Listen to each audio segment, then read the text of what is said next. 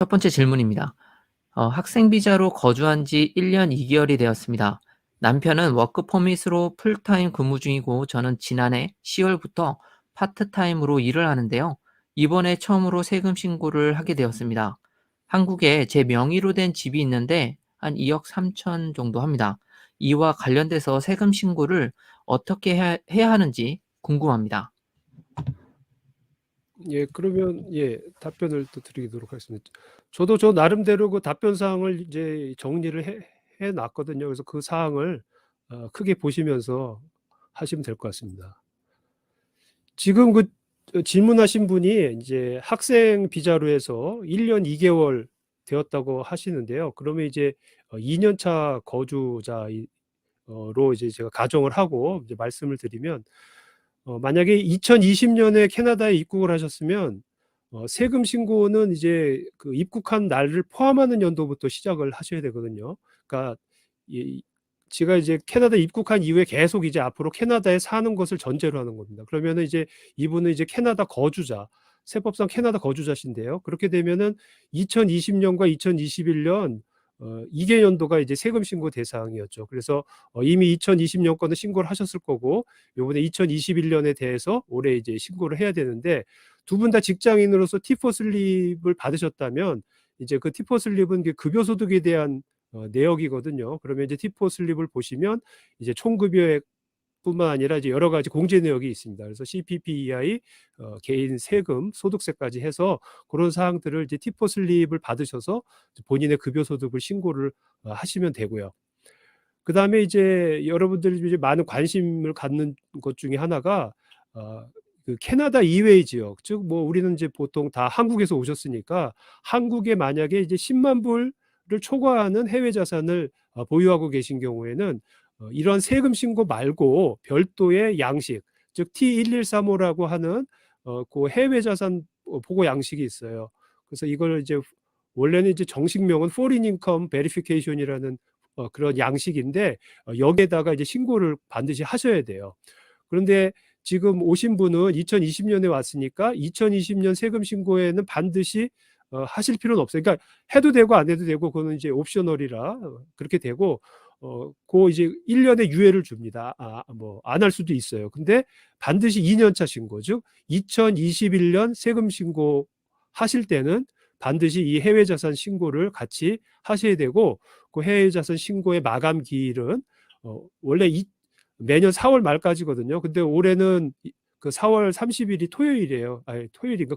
그래서 그게 그 다음 이제 월요일까지 연장돼 있어요. 그래서 2022년 5월 2일까지인데, 어쨌든 올해 요 해외 자산 신고를 하셔야 됩니다. 왜냐하면 지금 말씀해 주신 분이 주택이 이제 10만 불이 넘잖아요. 그렇기 때문에 그런 해외 자산 신고를 하셔야 되고, 그다음에 이제 이러한 해외 자산 신고는 그 입국한 시점의 시장 가치로 신고를 하셔야 돼요. 그러니까 예를 들어서 뭐 그전에 뭐 3억 원, 그전에 이제 뭐 1억 원이었는데 나중에 뭐 한 지금 2억 원이 됐다. 그러면은 2억 원이 된 것으로 봐서 캐나다에서 취득한 걸로 하실 수가 있거든요. 뭐 지금 2020년 12월 22일 날 입국하셨어도 그 2020년 세금 신고는 원래 하셨어야 돼요. 그게 뭐 거의 뭐 12월 31일 날 오셨어도 그 신고 대상이거든요. 그래서 원래 2020년을 신고하셨어야 되고, 그다음에 2021년을 두 번째로 반드시 신고해야 돼요. 그렇기 때문에 해외 자산 신고가 요번에 두 번째가 되세요. 그렇기 때문에 반드시 요번 놓치면은 엄격하게 말씀드리면은 벌과금 부과 대상이 될 수가 있어요. 그렇기 때문에 2020년 12월에 오셨어도 2020년 신고해야 되고 2021년이 두 번째가 됩니다. 그렇기 때문에 이번에 그 주택에 대해서도 세금 신고를 하시고, 세금 신고하실 때는 입국일 시점의 시장 가치, 원래 취득 가치가 아니라 입국일 시점의 시장 가치로 환원해서 신고를 하시면 됩니다. 부부인 경우에 여자 남자 각각 기준, 이때는 원래 세금 신고라는 것은 이제 부부가 같이 신고를 하지만 그 신고하는 그것은 이제 본인의 소유 그 지분율에 따라서 하는 거예요. 그래서 그 명의가 남편분이면 이제 남편한테 다 하는 거고, 만약에 공동명의다 그러면 50대 50으로 나눠서 각각 신고하셔야 돼요. 그렇기 때문에 각각 신고할 때 만약에 그게 10만 불이 안 될 수 있잖아요. 그러니까 전체는 뭐 10만 불이 넘더라도 만약에 그 각각 이제 뭐라 그러죠? 공동으로 이제 보유할 경우에는 나뉜다면 그때에서 나눈 가격 기준으로 보셔야죠. 그래서 같이 합산하시는 거 아니고 각각 개인의 지분율만큼만 이제 신고를 하시면 됩니다. 예. 아, 감사합니다. 그 한국, 바로바로 그게 질문이 또 따로 나오네요. 이거 네네. 준비하기 위해서. 이거 한국에 이렇게 싼 집이 있는지 모르겠지만, 예, 예. 네, 거의 대부분 그렇죠. 예. 요즘 트렌드가 이제 부부가 이제 각자 이름을 뭐 남편 거, 뭐 와이프 거 이렇게 하는 게 아니라 공동 명의를 많이 해서 반 그렇죠. 나눠서 하시면 될 것 같아요. 근데 보통 최소 뭐 2억 이상은 될 거니까 그렇죠. 예. 그렇게 될 것 같아요. 그렇죠? 2억짜리도 없죠. 예. 그렇죠. 2억짜리가 때문에 있으면 참. 보통 이제 안분을 해도 다시 10만 불은 넘죠. 예. 네, 맞아요. 상식적인 차원에서 보면. 네. 그리고 질문 하나를 더 하고 지나갈게요. 한국에서 소득이 예. 있을 때 어떤 회계사분은 이거 가져올 거 아니면 신고 안 해도 돼. 아니면 가져오지 않아도 월드 인컴이니까 신고해야 돼. 이렇게 얘기를 하신대요. 예, 예. 어떻게 생각하세요?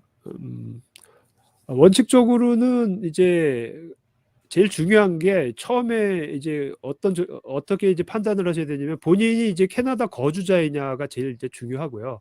어떤 경우에는 뭐 비거주자일 수도 있거든요. 근데 이제 아시다시피 이제 캐나다 거주자는 그 이민법상의 뭐 시민권자, 영주권자, 워크퍼밋, 스터디퍼밋 이런 것 다 상관없습니다. 그 세법에서 판정하는 것은 중요한 거주 관계가 있느냐, 즉 집이나 가족이나 배우자나 부양가족이 있느냐, 이 세 가지 중에 하나만 걸리면 이제 캐나다 거주자로 보실 수가 있고요. 그 다음에 캐나다 거주자가 아니더라도 184일을 초과해서 183일이죠. 183일을 초과해서 캐나다에 계시면 무조건 거주자거든요. 그런 경우에는 전 세계 소득 다 신고를 해야 되는데 지금 보통 어떤 분들 그렇게 얘기하시죠. 해외 자산 신고 안 하고 그냥 있어도 상관없다. 그런데 이제 문제가 되는 건 뭐냐면 두 가지가 있는데, 하나는 나중에 이런 경우가 있어요.